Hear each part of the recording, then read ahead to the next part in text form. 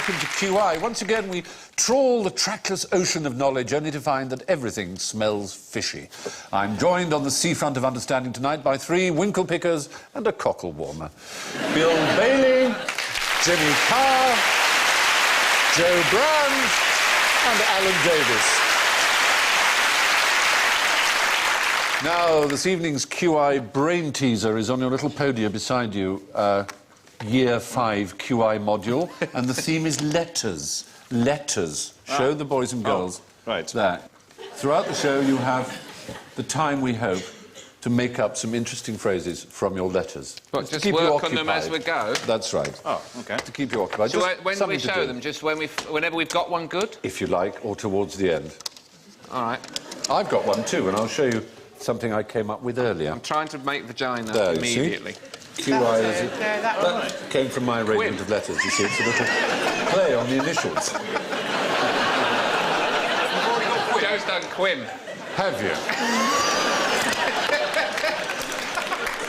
You put the QI in Quim. Very good. That's the first time my Quim's got a smattering. Look at that. Vagina doom, oh Lord! It might get in the way of the game, but do ask a question anyway. I will do. Fox. Very nice. Yeah. I think we get the idea. You must be a blast by the fridge. But first we ought to do an equipment test. Joe, how do you go?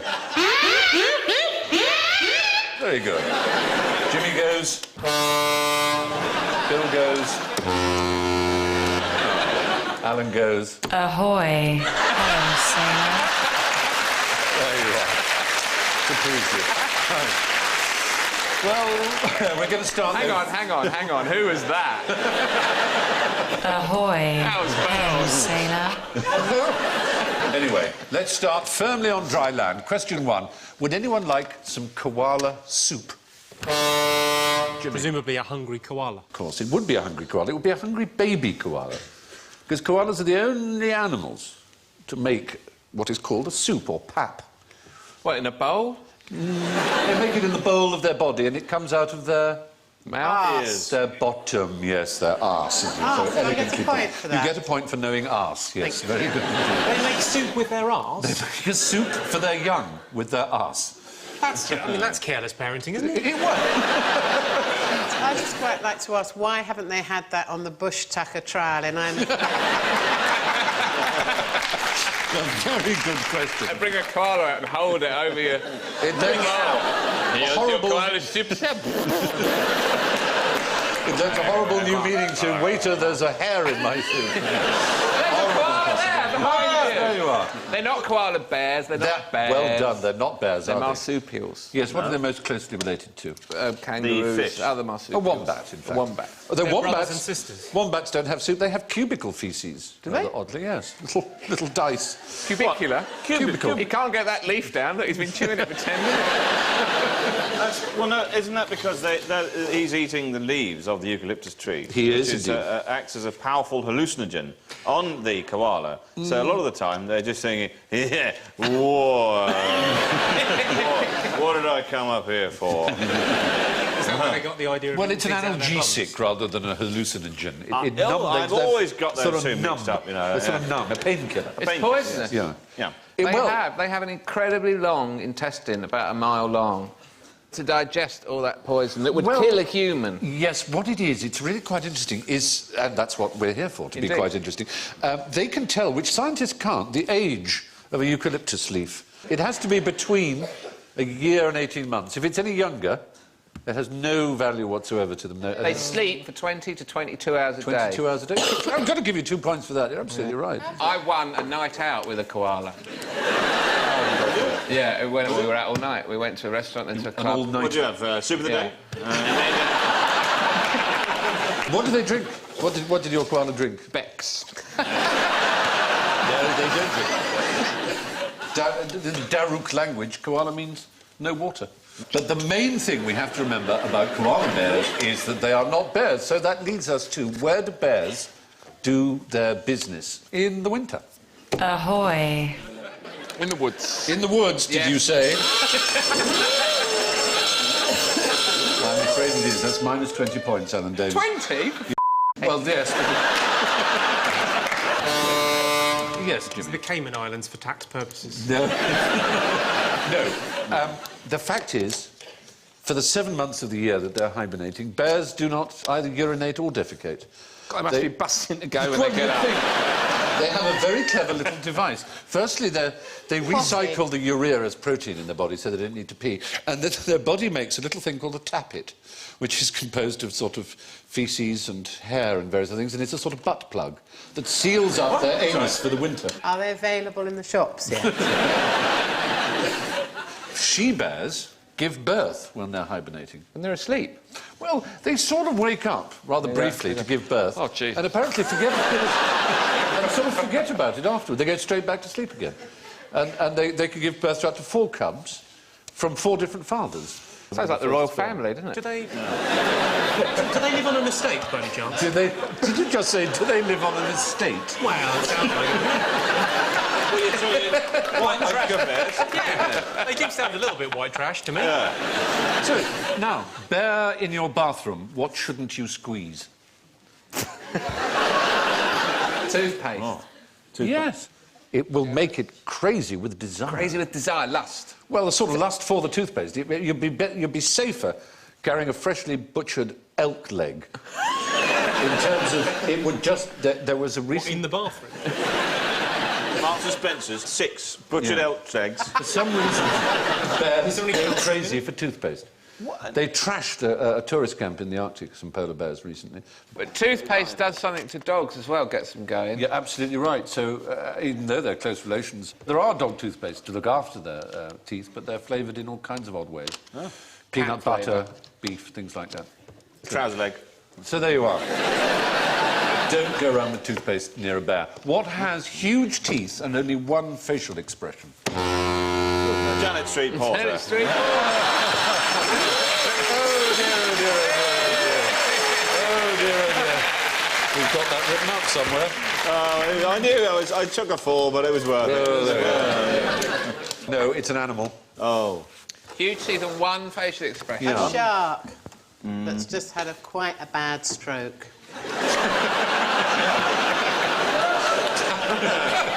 On both sides of the brain. That'd be quite All down one side, so it just swims in a circle like that. Or a Botox panther.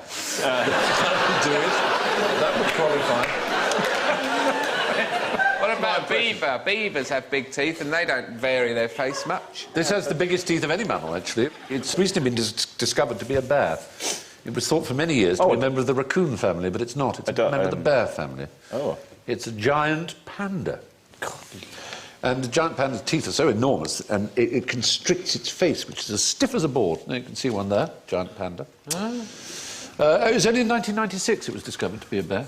It was a cat in a bear suit. And this is where science goes very odd, because it was designated a carnivore, although everybody knows that it Doesn't eat meat. What is it? So most living pandas are actually vegetarian by choice. Yes, They should be eating meat. They eat bamboo, as we know, bamboo shoots. And they have to do that for 12 hours a day because it's so lacking in any nutritive quality. They said, therefore, they're the only bears that don't hibernate because they can't afford it, sort of calorifically. Why are they so cute? They are cute, aren't they? They're absolutely adorable. But, you know, aesthetically, what's going on there that makes it so... Is it... Look at the eyes, they're just piss holes in the snow. They certainly are. Have they ever been sort of successfully bred with other bears? Why are they so unlibidinous? Well, I don't know. Do you want to know about their penises? Are they those Bifurcate. barbed ones that No. lock in and don't come out again? No, they point backwards. They point back into Which may themselves? be- They keep ejaculating up into themselves? Oh, sorry, love. Hence the old joke about eats, shoots and leaves, I suppose. But it's, I don't know whether that is the reason. Ingrowing genitals, that won't help breeding. It won't help with breeding. Will it? That's obviously it, surely. That must be it. Such a turn-off. Do you fancy... No, I don't really... No. I really don't fancy it at all. In nice species. What can you tell me about bamboo? Ahoy! You've attracted someone else on the dark side. In Hong Kong, and probably elsewhere in Southeast Asia, they use bamboo as scaffolding. That's right. You're quite right. It's incredibly lightweight, but incredibly, extraordinarily strong. And they use it over vast buildings. You're right. It has a tensile strength greater than steel. In fact, over 5,000 uses of bamboo have been recorded, including desalination uses, Tarzan diesel uses fuel. it for swimming away from people. Exactly right. Yes, breathing underwater. As a cane to give people a damn good thrashing. Have you been bamboo caned? Certainly. At prep school I was caned almost daily. 2 uses of bamboo. That was just by yourself. Never did me any harm. Are we going through all 5,000 uses? No, we're not. No. Three, Grows incredibly fast. Some species grow up to 4 foot a day. You can actually watch it grow. Quite astonishing. It was used as a torture by the 4 Chinese. 4 foot a day? Yes. A torture in the sense that they would make someone sit on it. Yeah, and then it would It grow would be a up. torture, yes. They'd tie you down over a bamboo cane Can and you it would grow imagine how into horrible? you. Yes. But what is bamboo? What sort It's of... a plant What sort of which is plant? used for Yes, what growing sort of runner plant? beans, feeding What class of pandas. plant? Tree. Tree, No, it's a grass. Wood grass. It's a grass. type of a grass. It is a type of a grass. Well done. Well done. They flower. Some of them flower and, you know, it takes them 120 years. Bill used to have a cactus. Yep. A huge cactus. Yes. Huge cactus thing that was all knobbly, and it flowered, how often? Once every 25 years? Once every 25 And he only had it 2 weeks, and it flowered. Yeah. Oh, you are a blessed man. A blessed man. I know, I remember. we took it, we didn't take it off an old couple, we bought it off an old couple. You left them laying in the passage, didn't you? Quick, get away, they're coming round, quick! You bastards, it's going to flower any minute! We've waited 23 years. And speaking of bamboo, how many Edisons does it take to change a light bulb? Yes, Joe. Thank you. Very good. We enjoy. Well, the answer is very peculiar. He had a belief that in the human mind there were little people, 15 to Oh, for 20. God's sake. He really He believed did that. not. He did, and he believed when you die they move into someone else. When you were a psychiatric nurse, if someone came in to you and said, I believe there are little people living in me, what would you do? Punch them to the ground. Very good. What a loss to the profession you were. Yeah. Edison did use bamboo as a filament in his light bulb. Very good. Little tabloids. So Edison believed there were little people in a part of the brain called the convolutions of Broca, where memory, and amongst other things, was housed. And he believed that this is where 15 tiny little people were. And sorry, the 15 tiny little people, did they have 15 tiny little people in there? That's a very good question. I don't think Edison ever got that So on far. and so forth. Edison, you know, was reckoned to be one of the great inventors. I mean, there are 1,093 patents filed to his name. What did he invent? I'm so ashamed I don't know anything he invented. I thought the light bulb No, that give off more heat than light. the first light bulb was actually a long-forgotten German called Walter Global. Does Alan not get a point for that? For 'Cause what? That was Gives off quite more heat than light. Yes. Yeah, that was a guess, though, wasn't it? Well, of course. No, it's not a good. Hello, sailor. I learned that in physics. Hello, sailor. No, the point about Edison, which is quite interesting, I think, is that he was like a... Typewriter. He Phonograph. He developed the The typewriter. phonograph is, again, he is credited with inventing the phonograph. But one thing Edison did invent, for 100% genuine Edison invention, that we use every day, probably, most of us. Is it nasal hair clippers? No, it's not even an object. It's not an object. No. So it's a way of being. Sarcasm. Yeah, he invented sarcasm. right, yeah. Right. Sure. Oh, yeah. It's actually a word. Really? A word? Yeah. Is it Zugsfang? No. The Germans have that, but very good. I don't know if I use that every day. You wouldn't use zigzag unless you were a chess I've player. used it 4 times today. Yeah. Well, you're fine till Thursday, then, aren't you? Crikey. Crikey? No, not crikey. No, it's Flocky knocking the hillypilification. He didn't invent that word, but well done for knowing it. Which means? The act of assessing something as Very worthless. correct, yeah. Ooh. Yeah. The word is, it's a simple word of greeting. Hello. That's the word. You invented hello? I He heard a invented different hello. story about that. H-E-L-L-O. The word that existed before as hello, H-U-L-L-O, which never meant a greeting. It just meant an expression of surprise. Hello, what have we got here? Hello, what's this? We still use it. In that sense. Hello, what's that? Don't we, Bill? Yes, yes, when we live our life like 1950s detective film. I often go to my fridge and I'm, hello, without a milk. I say, Mother, where's the milk? You beast, you utter beast. When they went round Geoffrey Garner's house and they found a human head in the fridge, they went, hello. It's free. Maybe just a little camp, I think. Oh, is it camp? Oh, hello. Hello. No, like that. That's hello as a greeting. Said people hello. Hello, sailor. Well, no, I think it's a bit of surprise as well. Oh, hello. Yeah, there's more surprise. It's been than greeting. appropriated by the gays. It's one of those. Anyway. Oh, hello. I think originally. Hello. Hello. Hello. Originally. All right. Very There good. was a story about hello, though. There was a story that there was a competition in the Evening Standard, and they said, well, you know, we want to find out what's the thing that you're going to say when you answer the phone.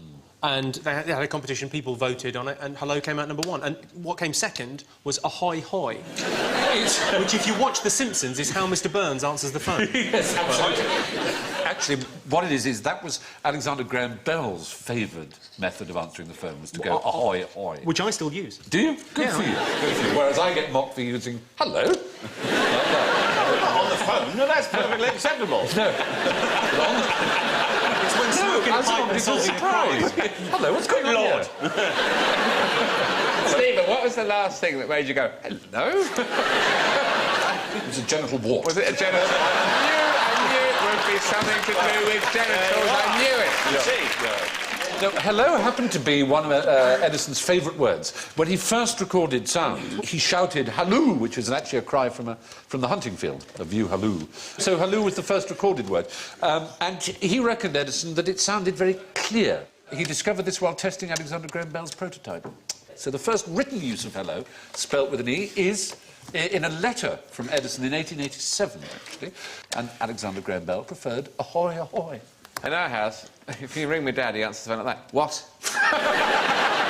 Yes. Like that. Well, as you say, I mentioned, of course, a telephone is a fantastically rude thing. I mean, it's like going, speak to me now, speak to me now, speak to me now. You know, if you went into someone's office and banged on their desk and said, I will make a noise until you speak to me, it would be considered unbelievably rude. Yes, and of course, that's what they had before the telephone, wasn't it?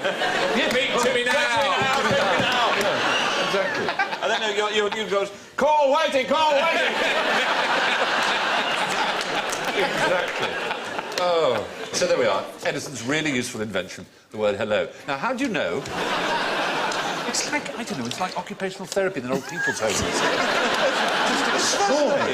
Now, oh, hello, what have we got here? Put Smarties tubes on cats' legs, make them walk like a robot.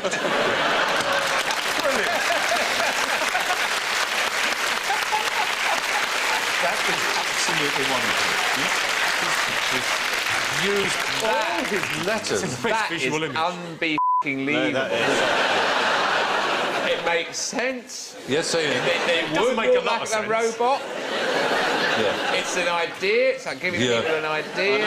It's fantastic. Could you, Put if you Stitch saw to it was shame. on Put Countdown Stitch last week. completely to shame. What? Yeah, What's that? Completely to shame.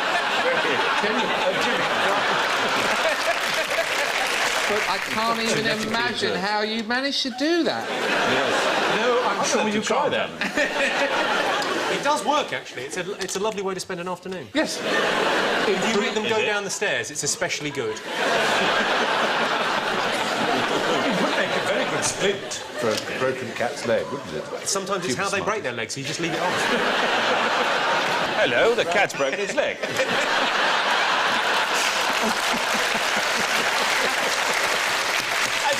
Mother, have you had any empty Smartie tubes? What's with the biro in the mouth? He's given up smoking, the bloke, he needs a substitute. It is one of my proudest facts is that I am possibly the last ever pipe smoker of the year. That's right. So I saw Because new government rules have meant it unlikely there will be another one. I saw a very interesting article. I believe you were in it in the Chap magazine, and you were talking about pipe smokers and the fact that actually the act of having a pipe it does bestow a certain trustworthiness. Out of two builders, you would choose the builder who's got the pipe somehow. because they look more somehow. There's a kind of placid, they don't look so edgy. And Well, I think like that. All right.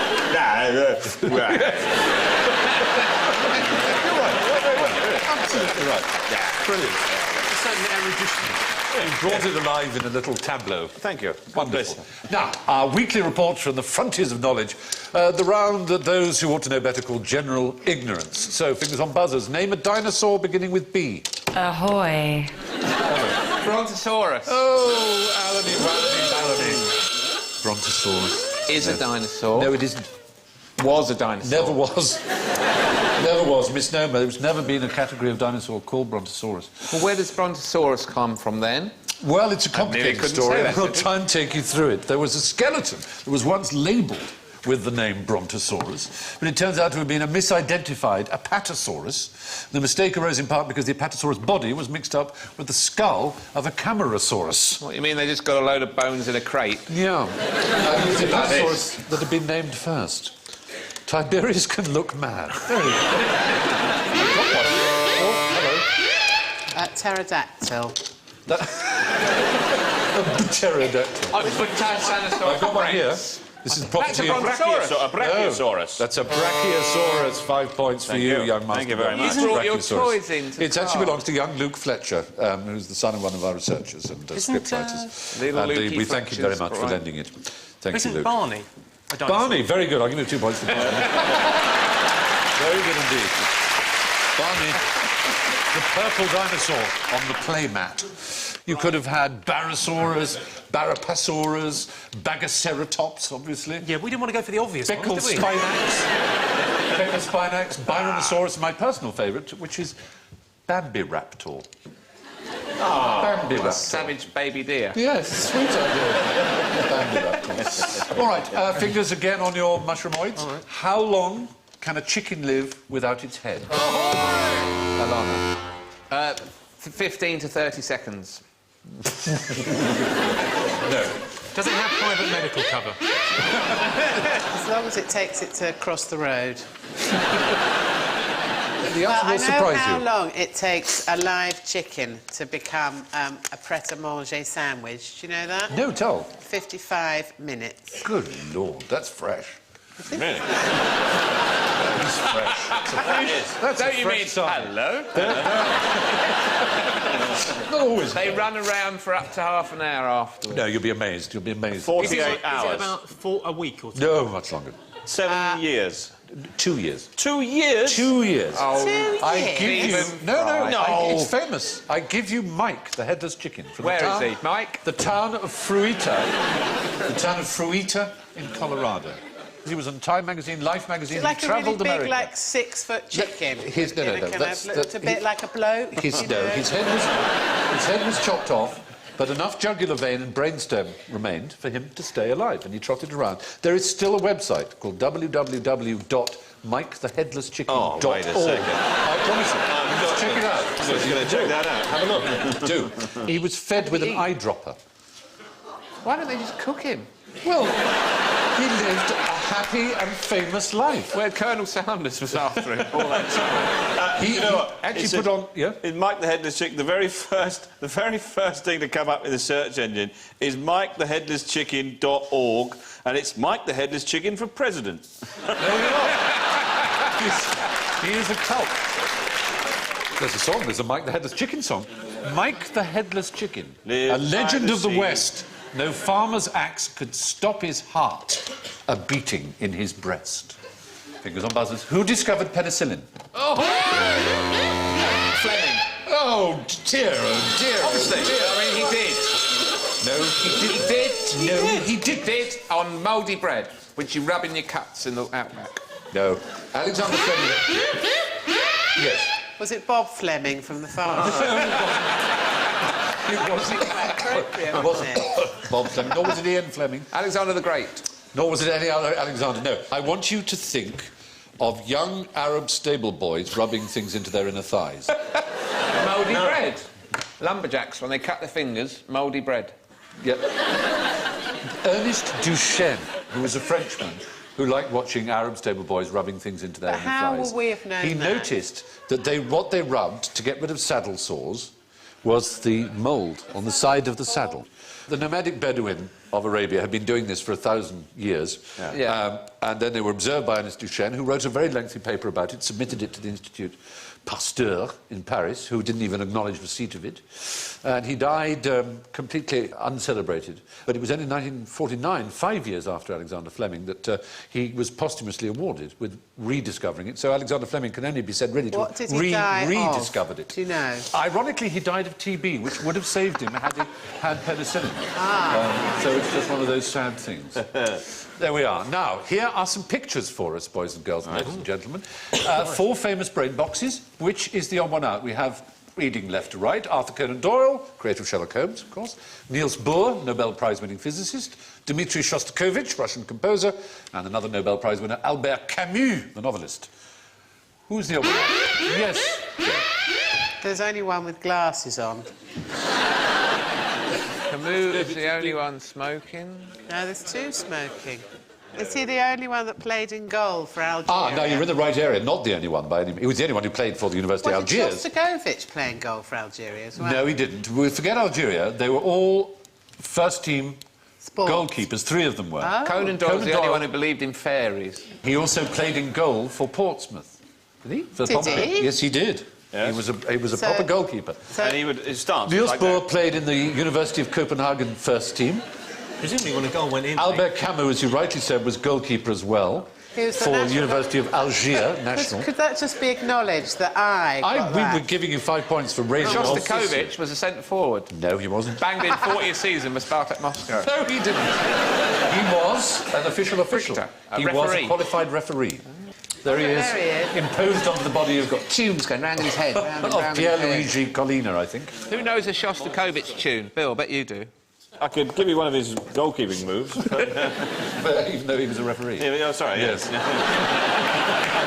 no, that's all right. Just keep up. And so to the final whistle. In last place, Any reason for that with intonation? minus 35. Alan Davis. In third place with minus 5, it's Bill Bailey. In second place with 8 points is Joe Brown. But thanks to his way with an anagram, in first place with 15 points, Jimmy Carr. Well, there we are.